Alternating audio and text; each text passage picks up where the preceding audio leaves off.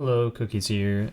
We are going to be taking a look at Mythic Shriekwing as a Discipline Priest, talking about what you should be looking out for in this fight, looking at the logs, and showing you how to gather the information so that when you go on this boss, either on farm or on progression content, you're ready to take it down and have a better experience with it overall week to week. So we're going to just play the VOD and then we'll kind of talk through things as we go. Starting out this fight, I ramp as the pull begins because my intention is to cover the first and fourth wave of blood in both phases.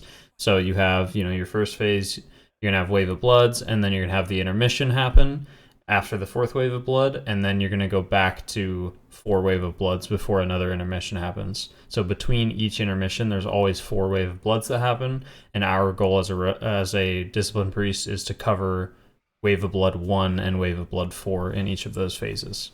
It may be, set up differently for your own guild or your own group or anything like that, but this is what we found the most ideal, and this is what we're playing around with. So the first major thing here that I will talk about is my first major ramp again, so I'll go ahead and rewind this. So we just start with a ramp as the pull begins. Ideally, you want to be pressing Spirit Shell as close to when the boss gets pulled as possible. So having your ramp done a little bit sooner would have been, like having my ramp done a little bit sooner would have been ideal. That way we're pressing the second Radiance as the boss is running into the group. But either way, we get our ramp going, and then the wave of blood comes in, and then you'll see our healing. Actually, I don't have the healing meters set up here on this fight, so they won't be set up till after this. Apologies for that, but I'll show you the log after this to show like what our healing looked like and all that. Here we're gonna have to line of sight for the Echoing Shriek.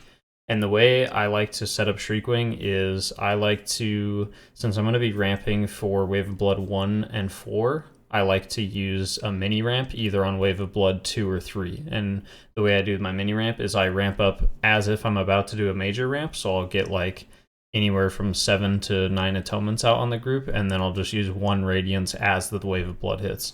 So the difference here is, your major ramps for Wave of Blood, you want to finish your ramp and press Spirit Shell like 10 seconds before Wave of Blood is happening. But in this case, where we're doing a mini ramp, we want to press we're not using Spirit Shell, so we want to press Radiance because that's kind of like the pinnacle of our mini ramp before we start DPSing. We want to press that Radiance as the Wave of Blood is hitting the raid. Like that's the perfect ideal timing. So here you can see me ramping for the second Wave of Blood here in a moment. This is where I start ramping, 2, 3 atonements, 4, 5, 6, and then here's where I make a slight mistake. Most of the raid, their strategy is that they go through the boss and just walk to the opposite side. I walk around, so I actually miss an atonement here because I am unable to hit players with my powered shield. So just in the future, if your whole group is running it like through the boss, make sure you also follow them so you don't get line of sighted. And then we come over here, we finish our ramp, we apply 3 more atonements, 4, 5, and then we're using our Radiance there, and you can see this is like one of the first atonements I applied here on myself, and it's still active. So that's the whole goal, is we want to press Radiance, and then that atonement should be falling off by the time we hit like Mind Games or Mind Blast, because we're actually not using Mind Games for our mini ramp. So here we press Radiance, we almost have the whole raid covered in atonements, and the Wave of Blood just hit. We press Radiance, we press Schism, we press Penance. We can use Mind Blast, but I was already burning through enough mana. There, you see I use a Mind Blast, but I think you are going to see that I start running pretty low on mana in this fight. But I still do have a way to drink, so I think we'll actually be okay. I don't remember fully how this played out. So that's how you should be aiming to do the mini ramps. It should always be your major ramp, and then you should mini ramp either on wave 2 or 3. And then there's wave 3. I don't really do anything for it. I throw out a few Shadow Mends, but I'm not going to go overboard because I need to prep for this upcoming wave of blood. And this is where I start ramping for it. So you can see we'll rewind it just a tiny bit.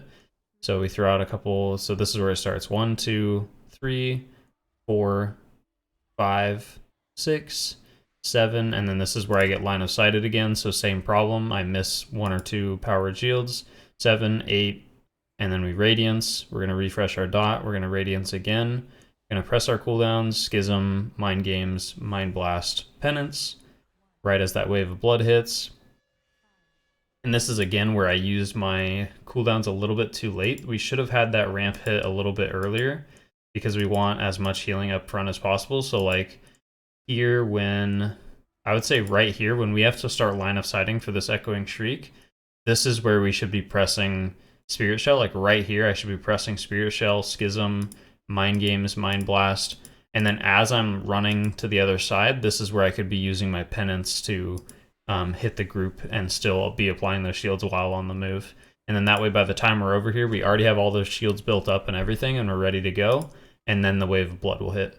So that's the only thing I would do differently, is making sure that you're ramping a little bit sooner so that before you move, you're essentially finishing your Spirit Shells and just spamming Smite by the time you get over here.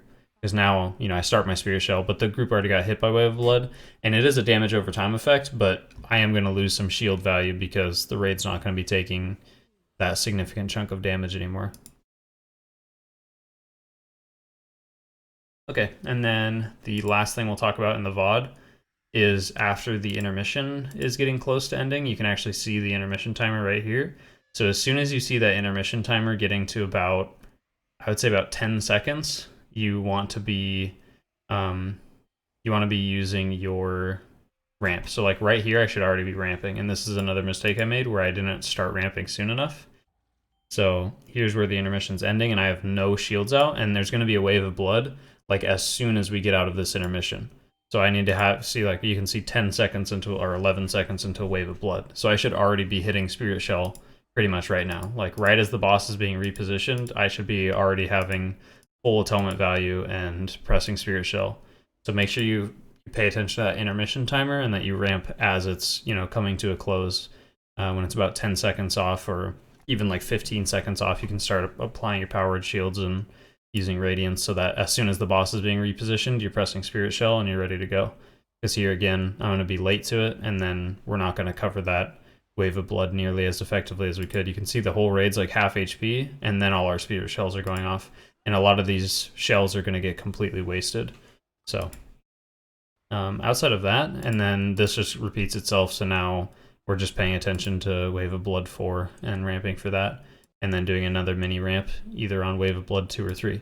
So that is Shriekwing in a nutshell, and then we'll go ahead and take a quick look at the logs so I can show you what this actually looks like. Typically, from what we've seen in previous videos, I'll usually use the damage taken metric in order to find like the important casts and timings and stuff. But for Shriekwing, since Wave of Blood is a damage over time effect, if we go in here and look at Wave of Blood, it's going to make this kind of skewed. It's still reasonable because you can see where it happens. But sometimes I like to just use, this is another alternative for things that are, damage over time effects, and you just want to specifically see where it was being cast. You're just going to go to cast, you're going to go to enemies, we're going to click on Shriekwing, and then Wave of Blood, we just hit the little plus sign over here. There we go. We can see every Wave of Blood cast, and now we can go to friendlies for the cast, we can go to ourselves, and we can go to Radiance and Spirit Shell. And then minimize that. And now we can see that lineup. So we have, our ramp at the beginning that we saw. We have that mini ramp right here. We have our ramp at 4, and then we have this one that gets messed up as the intermission is ending, and we already saw that. So this should be moved back a little bit, like as, this empty spot is happening right here.